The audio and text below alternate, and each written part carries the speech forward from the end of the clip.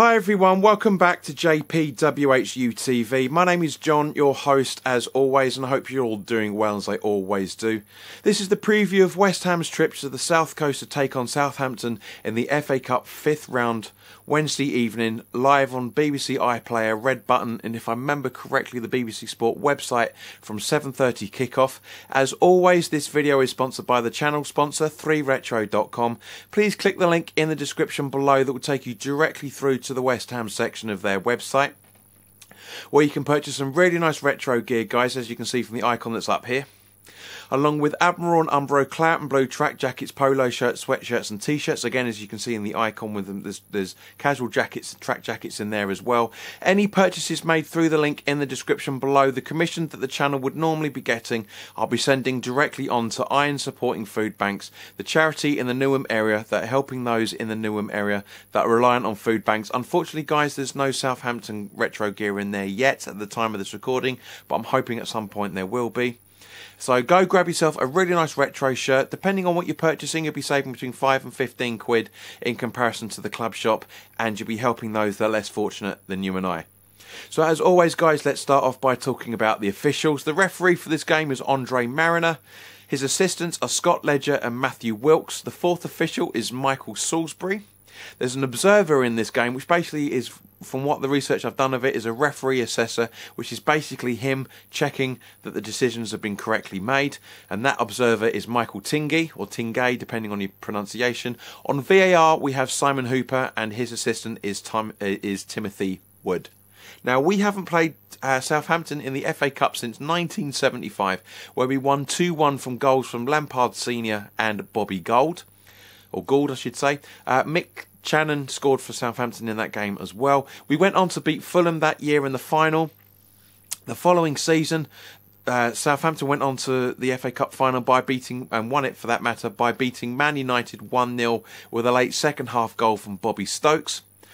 Southampton's first FA Cup result so far this season, in this season, was 3-2 playing at Swansea away on the 8th of January using a 4-3-3 formation, and then a 2-1 victory over Coventry City at home on the 5th of February with a 3-4-3 formation. In this game against Coventry City, they had 72% possession, which it should be, with all due respect to Coventry. You know, it's a Premier League side; they should be doing, should be having that sort of possession.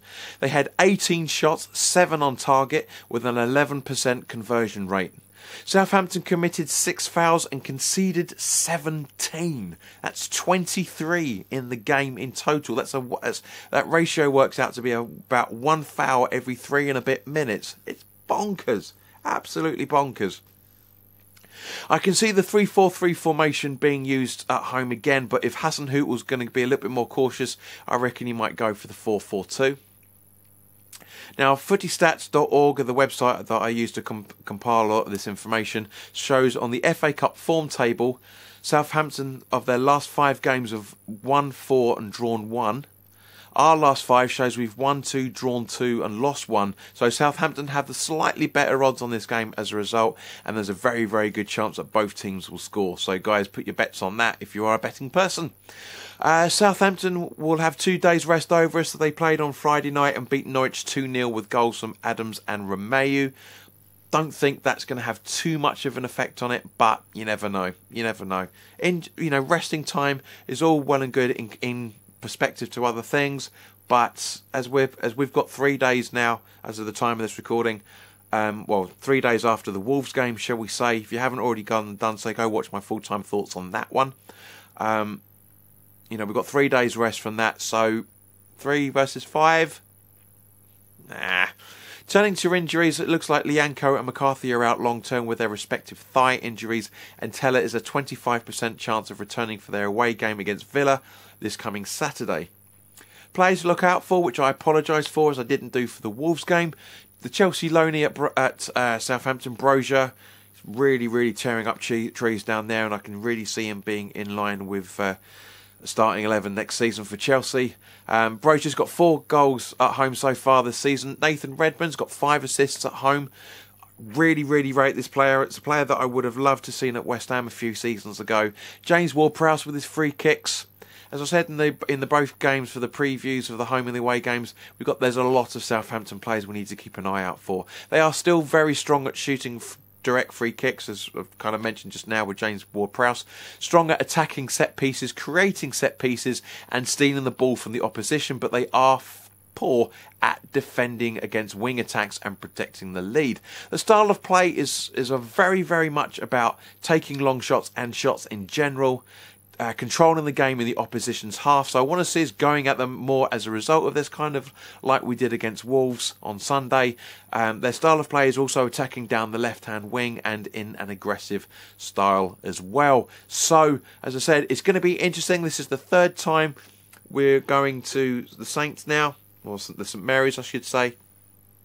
And we've normally got quite a decent history at their ground, but this is a one-off game, guys. Anything can happen. Now, over the last 4 weeks, we've had 3,700 unique viewers, yet 61% of those views, just over 2,200, are coming from people that are not subscribed. So if you're enjoying the channel and you like what I'm doing, the Barmies, please do obviously hit the like button, but more importantly, please do hit the subscribe button and hit the notification bell. We will be doing the live watch along for this game as well, so make sure you got your notifications switched on so you know when we're going to be live for that.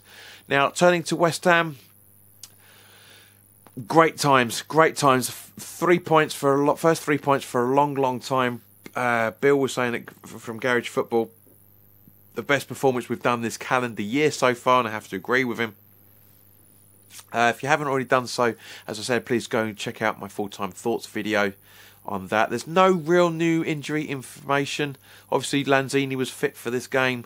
Yarmolenko, as we all know, was given some compassionate leave with everything that's going on with Ukraine, and it was lovely to see Declan Rice holding up Yarmolenko's shirt, and obviously everybody doing the applause for "We Stand with Yarmolenko" in Ukraine before the kickoff as well, for that matter.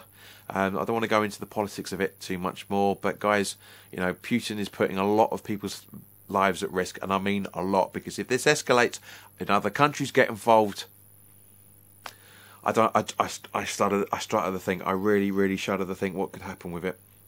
But at the same point, guys, as I say, you know, we're fifth in the table at the time of this recording. Very happy with the performance we did against Wolves. But this comes to the starting 11. Now, I'm a little bit worried about Kurt Zuma.